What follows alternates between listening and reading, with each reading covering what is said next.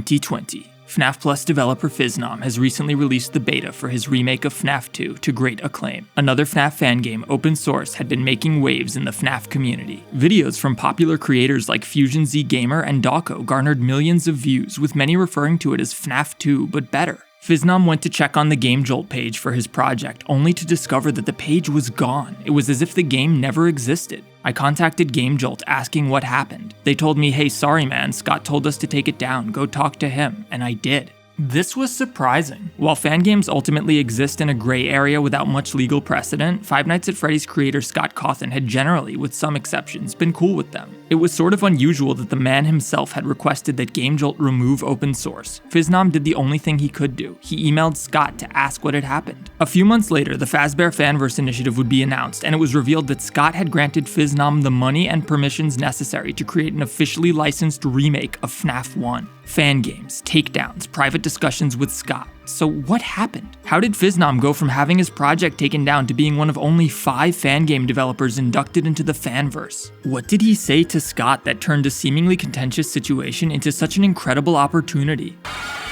Phisnom is a controversial figure in the FNAF fan game scene. Known for being highly opinionated, outspoken, and heavy-handed with the block button on Twitter, Phil doesn't really have much reason to talk to press outlets. He has a strong following on Twitter and can very easily release any promotional materials himself. I'd been trying to get a proper interview with him for months, but without much luck. Utilizing my skills in black magic, I eventually got Phil to agree to speak with me. I wanted to know the truth. What had happened that fateful day when he emailed Scott? What did they talk about? How did FNAF Plus come about from it? The truth was pretty surprising and fascinating to say the least. However, to understand how Phil got the opportunity he did, we need to start from the beginning. Phil Morg was born and raised in Chile. Growing up in the 2000s, the technology was often a generation or more behind. Phil experienced a lot of the same 90s media that I did as a kid. He actually reminded me a lot of myself. My first PC exploded. I put a firecracker in it. I thought it would make it go faster. Well, he reminded me of myself in some ways. Anyway, subscribe because Phil blew up his computer with a firecracker. That's amazing. Also, follow me on Twitter. For the puppies.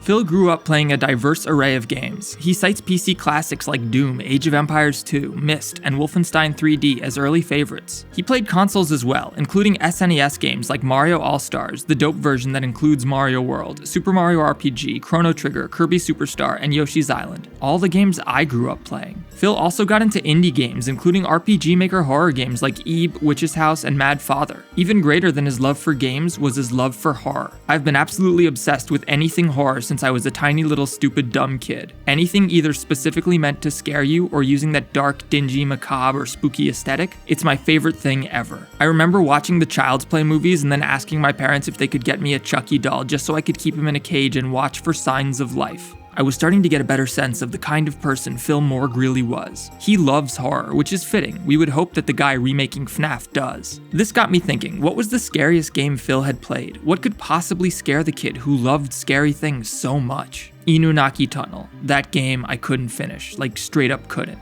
And that's not because it's like the most masterfully scariest game ever or anything, but purely because I have a personal phobia of long, dark, scary tunnels due to a bad childhood experience with them. I noted down Phil's personal phobia of long, dark, scary tunnels, and the conversation continued. It wouldn't come up again until 3 days later when he finally went into more detail. A young Phil Morg was on a school camping trip. At the edge of the campsite was a fence, and past that was a large cement tunnel, similar to the one pictured here. That night, Phil and a few of his friends had the brilliant idea to go explore the spooky tunnel, almost like a dare or a challenge. They didn't know how long the tunnel went on. Surely it couldn't be that far, right? However, as they ventured deeper and deeper, they started to have second thoughts. According to Phil, it was like there was no end to it. It stretched on for what felt like forever. Eventually, they came across a dirty mattress lying up against a wall, along with cooking equipment and pots. Phil and his friends quickly realized that a homeless person might have been living there, and they were getting increasingly unnerved. The group decided to turn around and leave. As they started to walk back to their camp, they heard a sound behind them, echoing in the seemingly eternal darkness of the tunnel. Listening closer, Phil recognized what the sound was. Footsteps. Not human ones, though. It sounded like a 4-legged animal sprinting towards them.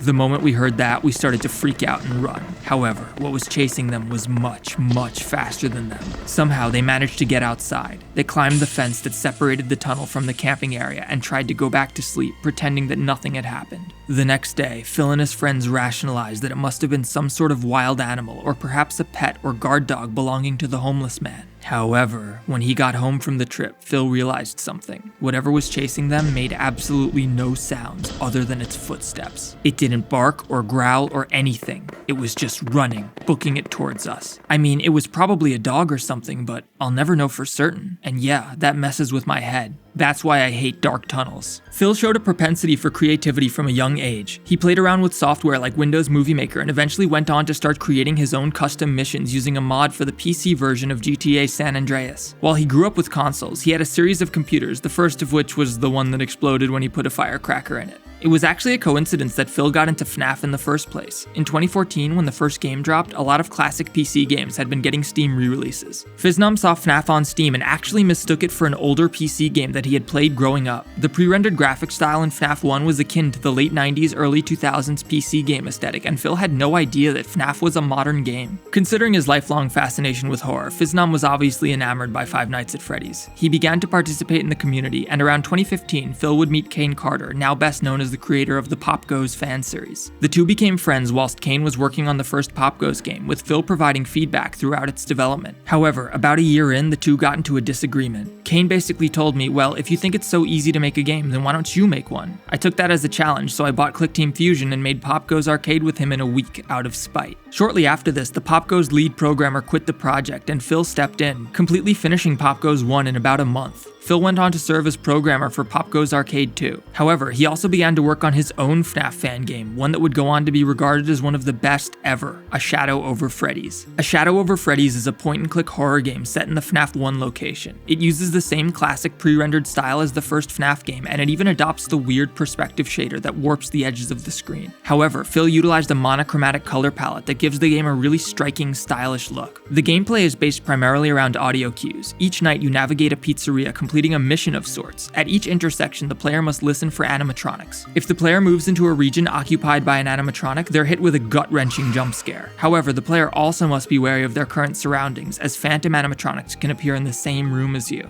If you fail to shine your flashlights on them, well...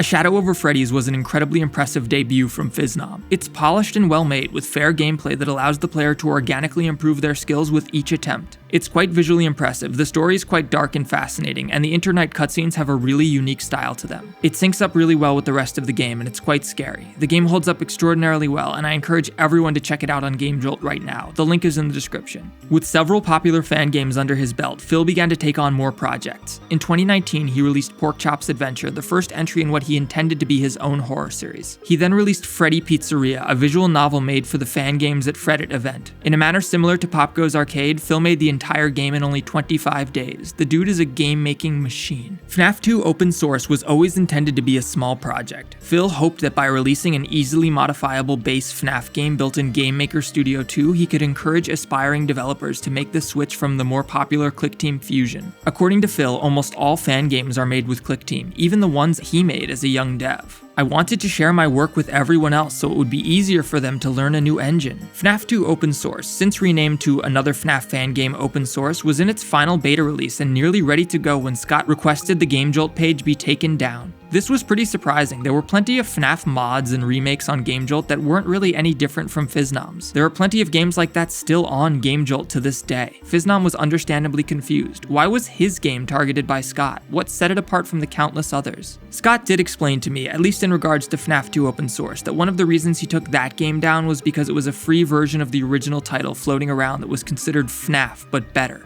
That's what Scott and I talked about in regards to FNAF 2 Open Source, at least. If there's a free, better alternative to an actual paid product out there, why would people find the need to buy the real one? Phil surmises that Scott probably didn't like the idea of the game being open source. Had Phil released the source code publicly, it would have become virtually effortless to produce your own FNAF clone. It would be like Friday Night Funkin' is today, where every pop culture reference and every trendy meme gets a FNAF mod, because all you'd have to do is design some custom renders and jump scares. So okay, fine, but how did any of this lead to Scott giving Phil the green light to make FNAF Plus, an officially sanctioned remake of FNAF 1. According to Phil, the only reason he was actually invited to make FNAF Plus was that he told Scott the faults of each FNAF game and how he would have changed them to make them better. Phil's blunt criticism of the FNAF series hasn't gone without controversy. When Security Breach launched, Phil streamed the game but found himself very dissatisfied with the experience. Man intentionally breaks game.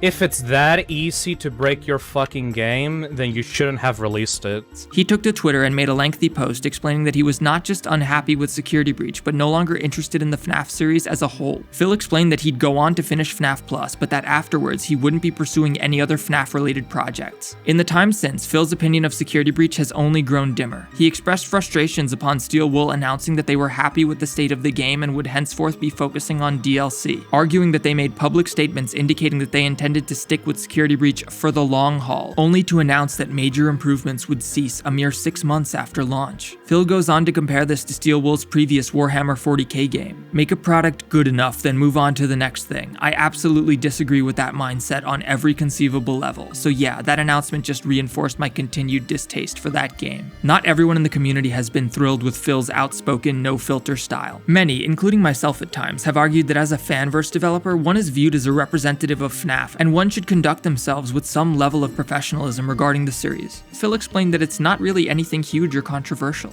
Scott was very clear with us that we can say whatever we want. That's part of our freedom as fan developers, alongside being able to take however long we want on our projects. I wouldn't have accepted to join the fanverse if I wasn't permitted to speak my mind, because that's what I like to do. I'm pretty confident about what I say too, mostly because the only reason I was actually invited to make FNAF Plus was that I told Scott the faults of each FNAF game and how I'd make them better. I literally wouldn't be in this position if I wasn't critical of the series in the first place. Some people have a really strong allegiance towards the FNAF franchise. They see statements coming from a reputable, respected community figure like Phisnom trashing Security Breach. They see videos from people like me that ultimately draw more attention to things that sometimes don't make our community look so great, and they perceive them as threats to their own ideals for what FNAF is, or what FNAF should be. I think Phisnom, whether he intended it or not, sort of got to the heart of this issue. Criticism is good. We should be tough on the series we love. It's the only way to make them better. If Phisnom is to be believed, and he is, Scott clearly feels the same way. I was given the position I have because I openly and honestly expressed my dissatisfaction for the series to Scott and have been allowed the freedom to continue doing so. Otherwise, I wouldn't be here. Scott himself created FNAF in the first place from the brutal criticism he received from Jim Sterling for the quality of his previous game before FNAF, Chipper & Sons. Brutal and honest criticism is how this series was conceived in the first place. Phil is a fascinating, pretty brilliant guy. Unlike Scott, who despite frequent interaction kept the community at arm's length from his personal opinions, Phisnom shows the world exactly who he is. He's an incredibly talented artist and game developer. He's passionate about games and horror, and he isn't willing to compromise his beliefs for anyone or anything. He doesn't hide himself. Ironically, I found I learned a lot from speaking to Phisnom. He helped me to realize that we should let our work speak for itself. Ugly truths are still truths, and we can't be suppressing them just because we don't like the way it reflects on FNAF or the FNAF community or the fanverse or whatever. Only by telling it like it is can we ensure that history doesn't repeat itself. If you're worried about losing connections or friends because you fear you won't be liked for having a different opinion from the majority, just grow a spine and stand up for what you believe in. Trust me, you won't lose opportunities for having done so. At least none that were worth it in the first place. I want to thank Phisnom for taking the time to speak with me for this video, and I want to thank all of you guys for watching.